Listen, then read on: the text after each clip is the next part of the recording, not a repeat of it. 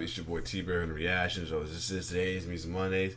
Probably wondering why I have a different shirt on, because I was have a different day. This part of the Monday, I was after me and the wife had our last little in together as a duo, because we will soon will be a trio. But anyway, I thought hop on and get this out of the way, since I wasn't even doing it early in the morning because it wasn't a premiere until noontime. But this is the latest episode of So What's Up. Salute to Floppy Disk from DJ Premier. This is on his story of how he created the song Brainstorm with his buddy, the late great Guru. Shout him out for Starr. So without further ado, let's hear the story about episode 51 about Brainstorm. Well, let's get it.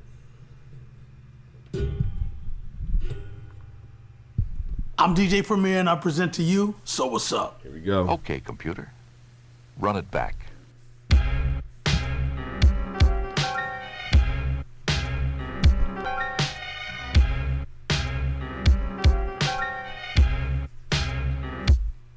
So what's up?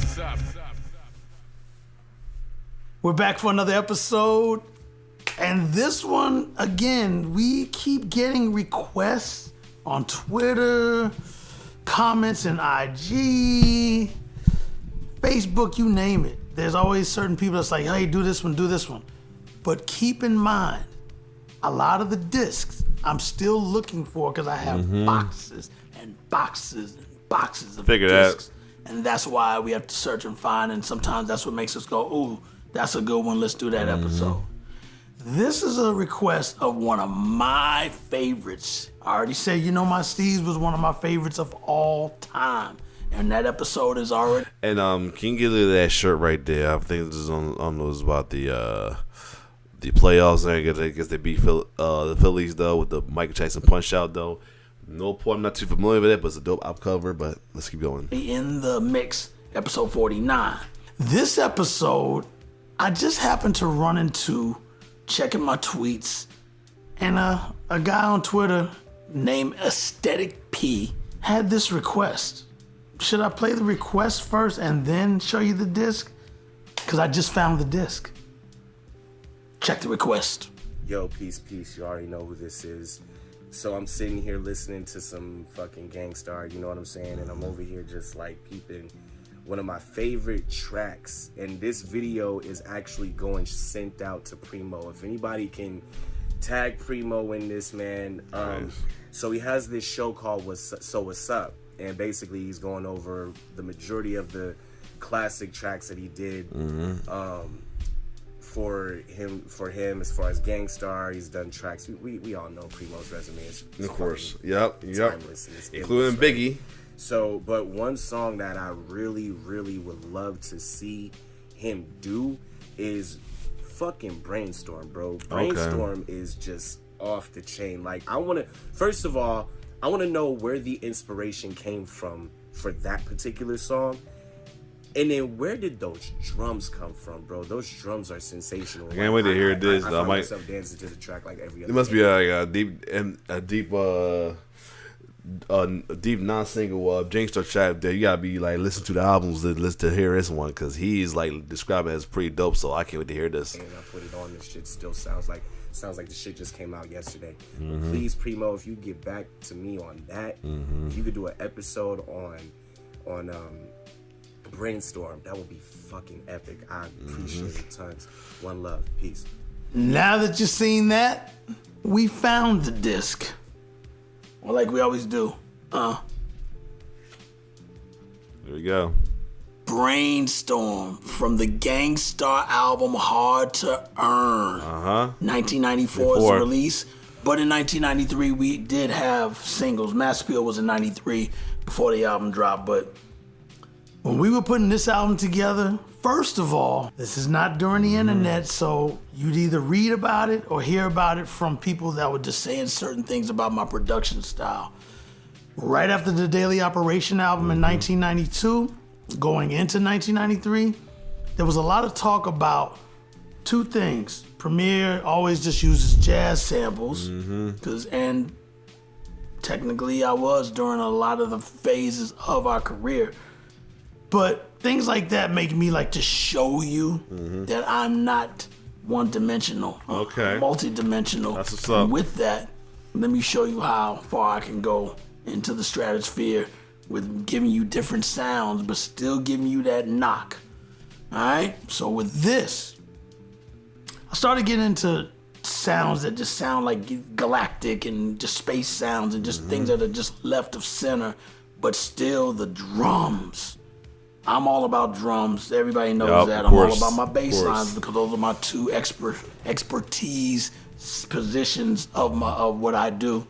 Piano a little bit, because I took piano lessons as a kid. I just never really completed getting it down. I like the same thing too. I took piano as a kid, and too, but I still like getting down there. But I know some keys and stuff like that. But the piano's still my go-to to find certain things to start a vibe sometimes. But the bass and the drums is my go-to. When we do albums with Gang Starr, I've said it before, Guru gives me a list, and that list describes the songs. A Long Way to Go, one of our episodes, was for Poetic Justice. It didn't make the soundtrack, but I said it should go on the album because it fit. Fife, rest in peace, Fife of Tribe Called Quest. The intro said, now here's a funky introduction. I felt like it was the perfect thing to set the album off after our intro skit. The intro skit on that album is so dope anyway, because that's just our motto on how we wanted to get put on when it came to letting people know we wanted to be another part of this hip hop culture with our brand and our style. So when it came down to going the route of doing, other sounds that were not the norm of my jazz style sampling, A Long Way to Go fit the whole beginning of setting off that album. Obviously, Mass Appeal is not a sound like that, but then when you hear the ding, ding, ding, ding, ding, that's a little intergalactic too, with the way it's looping. So as I said, every album, there's a list, and every album has a record about the ladies. This album did not have any. It was just raw, stripped down, and very, very direct, more than just the rhyming and beats and dope-ass scratches. With this one right here, when he said, I want to rhyme fast, that's what it said, Brainstorm, I want to rhyme fast, because in the 80s era, you had nothing but fast raps. Eric B. and Rakim. For EMC, don't even try to be. When you come up to speak, don't even lie to me. You like to exaggerate. Dream. Oh man, always crack me. I seen him play in the video as well as and imaginate, then change the rhyme around that could aggravate me.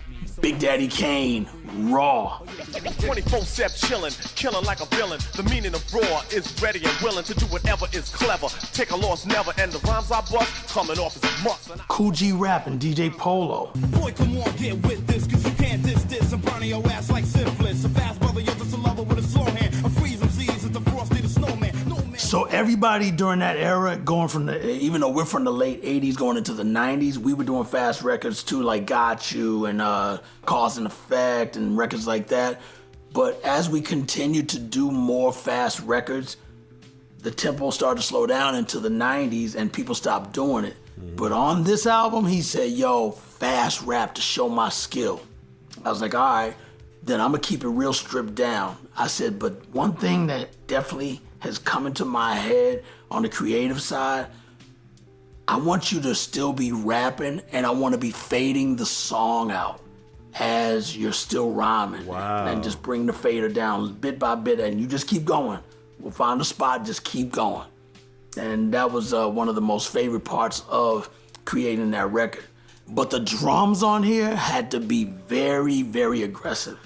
Up-tempo, and it just had to be driving, where you just know you can't even stop. And since I was into the weird sounds, there was two sounds that you hear in there. One is bing, bing, bing, bing, bing, bing, bing, bing, bing. It's almost like if something's going zing. I call it zing. That's actually what I named it. I named my sounds based off of what it sounds like to me. So being it's going zing, zing, zing, zing, I called it zing. That's the name of the sample. Then there's a like galactic sound where it's going. okay. Those two combined, I was like, that's really all we need with those drums. And the scratches gotta be really dope. I love scratching, man. It's just so much fun to do. Speaking of that, I checked it out from DJ Fear when I get a chance though. He made a video about his DJ Premier's best scratch samples, which is always awesome. And this is from me learning and studying all the greats that were doing the same thing, and that's why scratching is such a dope instrument when it comes to turntablism on these records. There's some special things that went on with this record, but let me explain this first. The sounds on these discs that are contained in this little floppy disk are the sounds of what you hear when you hear it on our album, songs, streaming, CD, vinyl, or cassette. It's all stored on here. Then it's put into a machine called the Akai S950 sampler.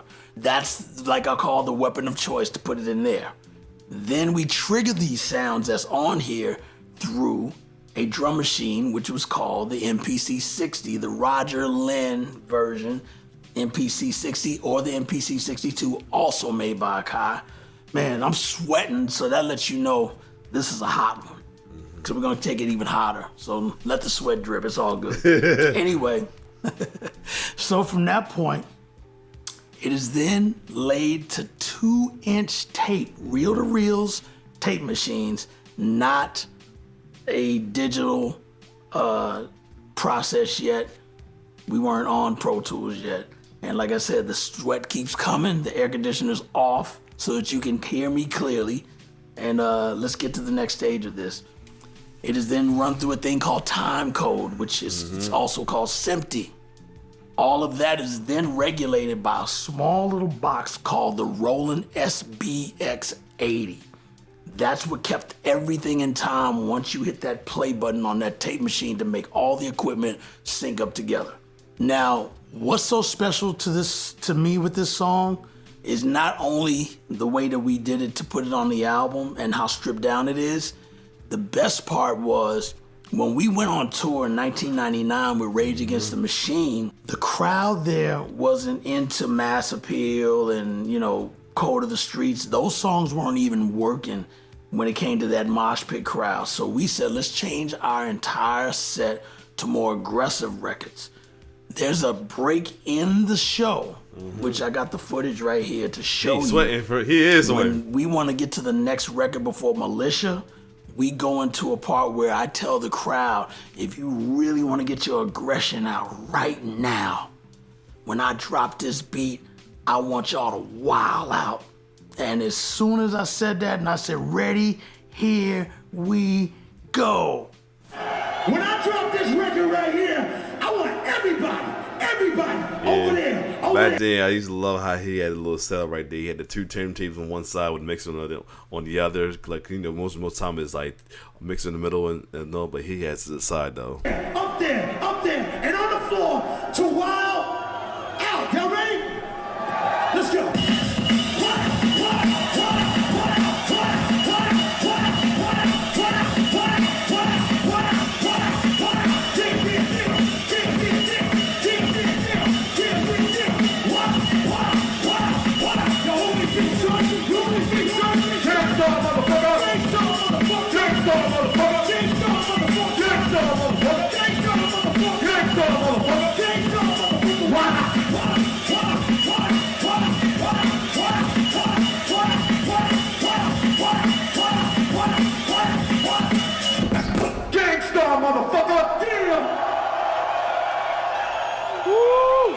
Man, I get goosebumps just even watching that anytime I see that footage.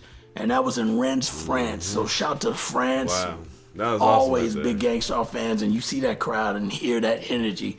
That's what that's all about. He was lit the worst. So I think it's about time to just do the studio version of this. It's time to load this up into the S950. Trigger it with the MPC-60 drum machine or the MPC-62 Roger Lynn drum machine. And when you trigger it all with the play button that syncs up with the Roland SBX80 box and all of the MIDI cables are in sync together, you get this. And when you fake, you break. When suckers choose, they lose. I'm like lethal. To you and your people, it's like an outrage. When punks step on stage with a weak show, weak flow, and still make dough. So I'ma take dough from them and then son them. Teach them how to really get biz like this. Me and my gang's gonna swarm. Brainstorm. Get on it. Get up.